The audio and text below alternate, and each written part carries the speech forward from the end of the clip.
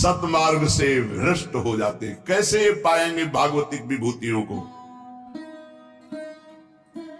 जो दिव्य विभूतियां प्रकट होती हैं संतों में, साधकों में, योग को 8 अंग में वर्णन किया गया है, अष्टांग योग। उसमें सबसे पहला था यम, नियम। तो पहला यम, यम ही 5 प्रकार के होते हैं। अहिंसा, मन वाणी शरीर से किसी को दुख न पहुंचाना। सत्य, वचन से सत्य, आचरण सत्य और मनन सत्य। जिसकी मन वाणी और आचरण एक होते हैं उसे योगी कहते हैं। जिसके मन में कुछ और, वचन में कुछ और, क्रियाएं कुछ और, वो भोगी होता है, संसारी। आस्ते, किसी के चोरी न करना। और ब्रह्मचर्य, अपरिग्रह, ये यम है पहला। योग का पहला यम है ये। यम 5 प्रकार: अहिंसा, सत्य, आस्ते, ब्रह्मचर्य, अपरिग्रह। और नियम, शौच, शरीर की पवित्रता, इंद्रियों की पवित्रता, मन की पवित्रता, विचार की पवित्रता, संतोष। जैसी परिस्थिति, कभी घी घना, कभी मुट्ठी भर चना, कभी वो भी न बना। तपस्या, काम, क्रोध, लोभ, मोह, मद, मत्सर, इनके ताप को, अंदर की जलन को चुपचाप मौन होकर सह जाना। स्वाध्याय शास्त्रों का, ईश्वर प्रणिधान, अपने इष्ट पर दृढ़ निश्चय, ये नियम है। अष्टांग योग की शुरुआत ही इसी से होती है। यम, नियम, फिर प्राणायाम, प्रत्याहार, ध्यान, धारणा, समाधि। जिसकी नींव में यम नियम है वही अष्टांग योग के महल को खड़ा कर पाता है, और वही यम नियम की परम सिद्धियों को प्राप्त होता है। आजकल जैसा लिखा है, यम नियम से कोई मतलब नहीं, योग का ढोंग किया जाता है। यम नियम ही अहिंसा, सत्य, आस्ते, ब्रह्मचर्य, परिग्रह, यम, शौच, संतोष, तपस्या, स्वाध्याय, ईश्वर प्रणिधान, यही पूर्णता को प्रदान कर देंगे। ये बिल्कुल नहीं होते। इसलिए मान, सम्मान, रुपया की प्राप्ति के लिए योग का झूठा नाटक हो सकता है, लेकिन परमात्म समाधि में प्राप्त होने के लिए जो योग है वो यम नियम से प्रारंभ होता है। जिसके जीवन में यम नहीं है, नियम नहीं है, वो कैसे योगी हो सकता है? किसी भी मार्ग का पति को ये 2 तो होते ही हैं सब में, यम और नियम। चाहे वो किसी भी मार्ग का, किसी भी संप्रदाय को, अगर अहिंसा, सत्य, आस्ते, ब्रह्मचर्य, अपरिग्रह, शौच, संतोष, तपस्या, स्वाध्याय, ईश्वर प्रणिधान नहीं तो है क्या फिर जीवन में? सच्चे बनो, नकली मत बनो। आचरणों की सत्यता ही साधुता की प्रमाणता है। तुम्हारे आचरण कैसे हैं? परम तत्व अनादि है, एक है, सर्वव्यापी है, सर्वाधार है, सर्वनियंता है, सर्वमय है, सर्वमय है। उसके अस्तित्व का अस्तित्व है, उसके प्रमाण को अनुभव करना है। श्री हरिवंश प्रमाण मनम। चेतना तो सब में, चेतनत्व रूप में परमात्मा विराजमान है। आनंद समुद्र सब में विराजमान है। कौन डुबकी लगा पा रहा है? इसलिए बस प्रार्थना हम तुमसे कर सकते हैं कि भगवान से चाह करो कि मुझे शुद्ध भगवत प्रेमी महात्मा, शुद्ध ज्ञानी मिल जाए। और जब संत मिल जाए तो संत की आज्ञा पर अपने जीवन को न्यौछावर कर दो। संत सेवा, संत आज्ञा, ये तुम्हें परम पद में पहुंचा देगी। तुम संत को तौलने की चेष्टा मत करो। तुम्हारे पास तराजू नहीं, कबाड़ तोलने वाले से सोना, चांदी, हीरा, जवाहरात नहीं तोले जाते। तुम्हारी बुद्धि कबाड़ है जो त्रिगुण माया से युक्त है। त्रिगुणातीत स्थिति वाले महात्माओं को क्या जान पाओगे? संत जिससे तुलते हैं वो तुला ही तुम्हारे पास नहीं हो, तराजू ही नहीं है। श्रद्धा और भक्ति और विश्वास के द्वारा तुम उनके रहस्य को जब वो बताना शुरू करेंगे तब जान जाओगे। इसलिए केवल तुम आज्ञा पर रहो। जिस समय तुम किसी भी संत के थोड़े अंश को जान जाओगे कि ये क्या है, तो तुम चकित और आश्चर्यचकित होकर गर्व करोगे कि भगवान की अपार कृपा, मुझे ऐसे महात्मा का संग मिला। जिन बातों को तुम असंभव मानते हो, जो तुम्हारी धारणा में भी नहीं है, जो तुम कल्पना से भी नहीं सोच सकते, उससे बहुत आगे संत स्थिति होती, जिसे संत कहते हैं। अविश्वासी, अश्रद्धालु, अज्ञानी, ये लाख बताया भी जाए तो ये नहीं मान सकते हैं, क्योंकि मानने के लिए जो स्थिति चाहिए वो श्रद्धा। बिना श्रद्धा के प्रथम हृदय श्रद्धा जो करे, आचार्य जन जाय अनुसरे जहां जहां हरिवंश के। श्रीमद् भगवत गीता जी में श्रद्धावान लभते ज्ञानम तत्परासहित इंद्रिया। श्रद्धा श्रद्धा। मोह में फंसी हुई बुद्धि संत का प्रमाण पत्र चाहेगी। दुनिया की चाहे जितनी बुद्धि लगा लो, जहां उनकी स्थिति वहां पहुंच नहीं सकते। वहां पहुंचने के लिए सर्टिफिकेट की आवश्यकता नहीं है, वहां पहुंचने के लिए मन बुद्धि को अर्पित करने की जरूरत है। मन बुद्धि को अर्पित कर दो संत सदगुरुदेव के चरणों में, धीरे धीरे जान जाओगे। संत ब्रह्म है, ब्रह्म स्थित ही संत है। ब्रह्मपरायण, ब्रह्ममय, ब्रह्मज्ञानी, परमात्मा, बहुत बड़ी बात है, परमात्मा के वो आश्रय हैं, परमात्मा हैं, परमात्मा के प्यारे हैं, परमात्मा के शिष्य हैं, परमात्मा के आश्रित हैं, परमात्मा के आश्रय हैं। संत भगवान की दिव्य नित्य लीला में डूबे रहते हैं। संत भगवान की नित्य लीला के यंत्र है। भगवान उनके लीला में हृदय में बैठकर लीला करते हैं। ऐसे संत जिसको प्राप्त हो जाते हैं, फिर भगवान की प्राप्ति के लिए उसे कोई प्रयत्न नहीं करना पड़ता। भगवान की अमोघ दया से ऐसे संत मिलते हैं। संतों का मिलन, संतों की दृष्टि भगवान से भी मिलन से बढ़ करके है, क्योंकि भगवान के प्रेम की बात भगवान कभी अपने मुख से वर्णन नहीं करते। जैसे कहा गया कि भगवान के मिलने से भी बढ़कर भगवत प्रेमी महात्मा का मिलन है, तो भगवान के समीप उद्धव जी थे पर प्रेमी नहीं हुए। जब गोपीजनों से मिले तब प्रेमी हुए। भगवान के प्रेम महल की बातें तो केवल प्रेमी महली जन ही बता सकते हैं, वो भगवान मिले नहीं बताएंगे। भगवान आंसुओं का रहस्य नहीं बताया उद्धव को, जाओ गोपीजनों के पास जाओ तो वहां जान जाओगे मेरे आंसुओं का रहस्य। भगवान के रहस्य का पता भगवत प्रेमी महात्माओं से लगता है। इसीलिए भगवान की अहेतुकी कृपा माने जब हमें संत समागम प्राप्त हो, वो जो भगवान की छुपी हुई रहस्यमयी प्रेम की बातें हैं वो प्रकाशित करते संत जन। तुम केवल अवगाहन करो तो रस बरसाएंगे, तुम केवल आनंद स्वाद के लिए पिपासु बनो, ऐसे ऐसे नहीं, ऐसे अहंकार से भरकर नहीं, अवज्ञा नहीं, अवहेलना नहीं, ऐसे छल कपट नहीं, जो कहोगे वही करेंगे, करना कुछ नहीं, छल कपट नहीं, ऐसे जैसी आज्ञा वैसे। आप कहो अभी प्राण त्याग दे, बस इतनी जरूरत है। जीवित मर जाए उलट आप में समाये है दिलगिरी। अरे अखिल कोटि ब्रह्मांडों का मालिक मिल जाएगा तो कौन सा वैभव बकाया रह जाएगा भाई। श्री भगवान इंद्रियों को स्वतंत्र छोड़ने पे नहीं मिलते। याद रखो, संत संग से इंद्रियां संयम में होती हैं। संत संग से इंद्रियों की शांति बढ़ती है। सुख प्रत्यक्ष दर्शने लगता है, कल्पना का नहीं। इसलिए संत संग का पहला सोपान, चाहे गृहस्थ हो चाहे विरक्त हो, ध्यान देकर सुनो। ये आज जो सर्वनाश किया जा रहा है ब्रह्मचर्य का, इसी से संत लाभ नहीं मिल पाएगा। चाहे गृहस्थ हो, संतानोत्पत्ति के लिए धर्म पूर्वक अपनी पत्नी से सहवास करने की शास्त्र आज्ञा करता है। ब्रह्मचर्य सेवन से अमोघ लाभ प्राप्त होता है। पहला, ब्रह्मचर्य सेवन से लाभ। संत संग का पहला लक्षण है आचरण की पवित्रता। आचरण की पवित्रता, इंद्रियों की शांति।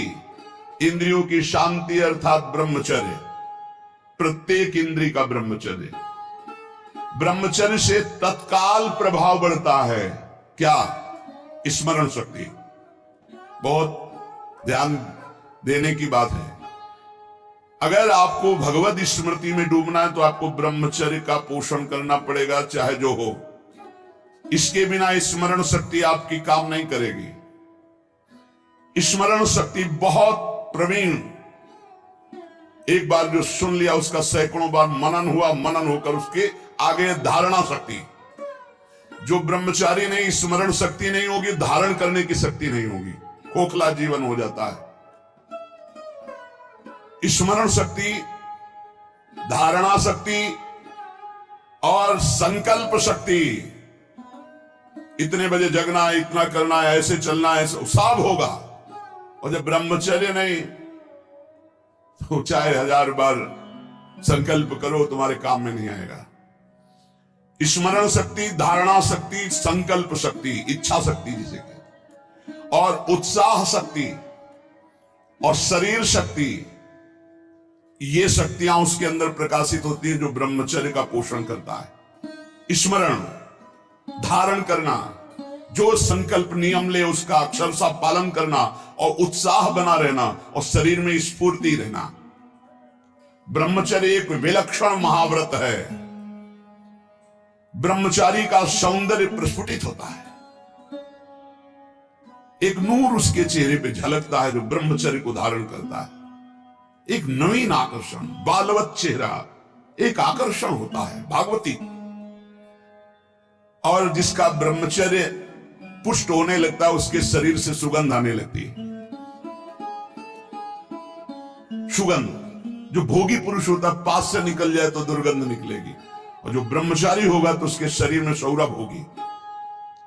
ब्रह्मचारी का एक एक रोम तेज से युक्त होने लगता है, चेहरे पर हर समय प्रफुल्लता, मुस्कान, उसका हृदय नंदनवन हो जाता है, आनंदवन। बिना किसी कारण की प्रसन्नता बनी रहती है।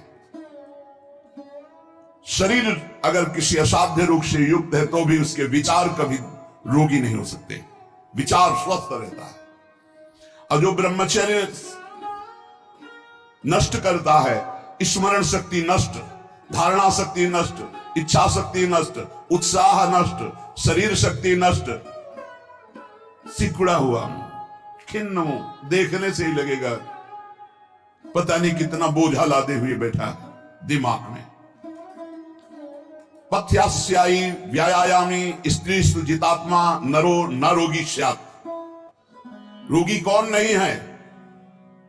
बोले जो सदैव पथ्य का भोजन करता है और मित भोजन, हित और मित, शरीर के अनुकूल, साधना के अनुकूल, और थोड़ा भोजन करता है, पथ्यास्यायी। दूसरा व्यायामी, रोज सत्संग में घुमा घुमा करके, चाहे आप 15-20 मिनट ही करें, व्यायाम करें, 2-3 किलोमीटर आप दौड़ो, चलो बाहर दौड़ने के लिए, नहीं तो ऐसे यंत्र चल गए, ट्रेडमिल, ऐसे यंत्र चले हैं उसी में दौड़ लो, नहीं ट्रेडमिल तो दौड़ लगाओ। शरीर को एक बार पसीना पसीना करो, थोड़ी सी बैठक, थोड़ी सी डर, थोड़ा व्यायाम करो। ये साधना के लिए, भगवत प्राप्ति के लिए कह रहे हैं, कोई कुश्ती लड़ने के लिए नहीं कह रहे, ये जरूरी है। पथ्यास्यायी, पथ्य का भोजन, मित भोजन करने वाला, और व्यायामी, और स्त्रीषु जितात्मा। स्त्री शरीर है तो पुरुष की तरफ नहीं, पुरुष शरीर तो स्त्री की तरफ नहीं। जितात्मा, आकर्षित ना होना। नरो न रोगी स्यात्, उसे रोगी नहीं कहते, भले वह आदि रोग से ग्रसित हो। और अगर ये नहीं है तो वो रोगी ही है। आज नहीं तो कल पता चल जाएगा कि वो रोगी है। साधना करने वालों के लिए इंद्रियों को पालन करना, इंद्रियों को संयम में रखना बहुत आवश्यक है। मन के गुलाम, इंद्रियों के गुलाम, स्वेच्छाचारी भोगों की दुर्दशा में पड़ा हुआ मनुष्य है आज। असंयमी मनुष्य का मन और मस्तिष्क, ध्यान से सुन लीजिए, असंयमी जो अपनी इंद्रियों मन को मनमानी लगाए हुए है, उसका मन और मस्तिष्क और हृदय सड़ा देते हैं, जीवन को सड़ा देते हैं। मन और इंद्रियों को संयम में रखकर भगवत चरणारविंद से नहीं जोड़ोगे, सड़ा देंगे तुम्हें, तुम्हारे अंदर ही इतनी सोच गलत कर देंगे, जलोगे।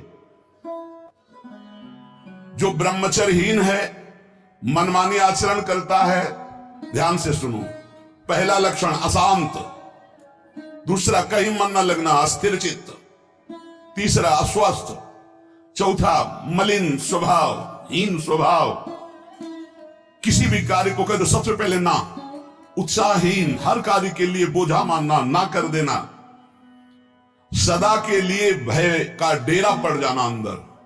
ये देखो शास्त्र है, ये महापुरुषों के द्वारा लिखा हुआ है, जिन्होंने अनुभव किया सबके मनों में अपने मन को मिलाकर। इंद्रियों का जो असंयम है वो हर तरह से मनुष्य को नष्ट कर देता है। लोग अंदर का सुधार नहीं करते।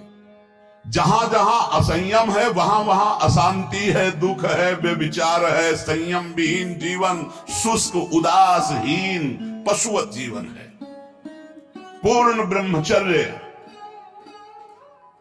तो देश का, समाज का, आत्मा का, सबका परम लाभ, अपना परम लाभ।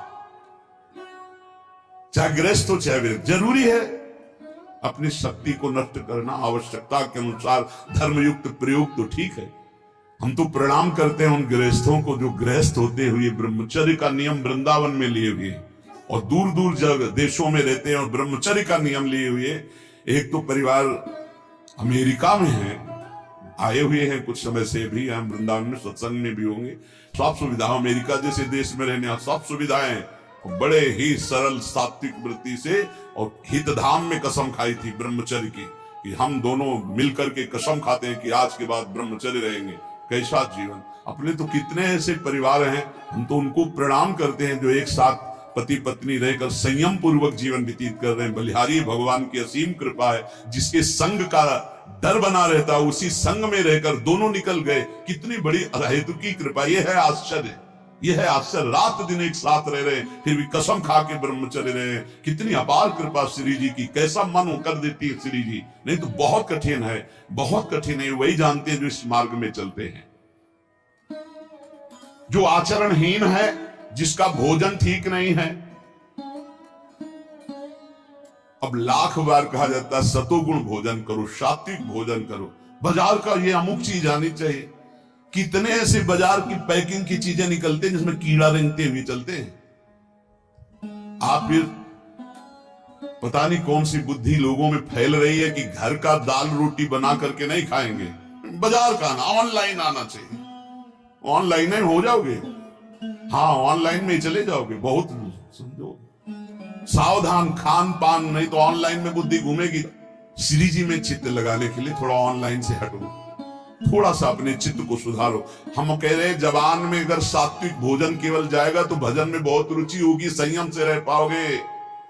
ये बावरे नहीं थे पुराने संत महात्मा जन की जो सात्विक ब्रजवासियों का अन्य भिक्षान्य सात्विक। देखो 10 दिन केवल देखो, शुद्ध दाल रोटी पाओ, मूंग की दाल वाली रोटी पा लो, फिर आप देखो भजन करके। और 2 दिन जरा इधर उधर होटल का पाके देखो, फिर देखो कैसा है। कोई भी कहीं भी हो, सात्विक वृत्ति से अपने घर का भोजन करो, कम से कम दाल पानी से धो लिए हो। और वैसे तो शुद्ध क्या रह गया, इतने केमिकल गेहूं में डाले जाते हैं, वो सब आकर के शरीर के ब्लड प्रेशर को, हृदय को, कई तरह के रोग पैदा कर रहे हैं। किसको किसको समझावे। गाय के गोबर आदि से जो फसल होती थी, बहुत 8 मन या 10 मन होते थे। हम किसान के घर में पैदा हुए तो हमें पता है। अब 40 मन 50 मन होती है। तो जब 8-10 मन पैदा होती थी तो सरकारी अस्पताल के बाद स्कूल हमारा था, तो सरकारी अस्पताल के डॉक्टर आते थे, बीच मैदान में कुर्सी डाल के बस हवा खाते रहते थे, कोई मरीज नहीं होता था।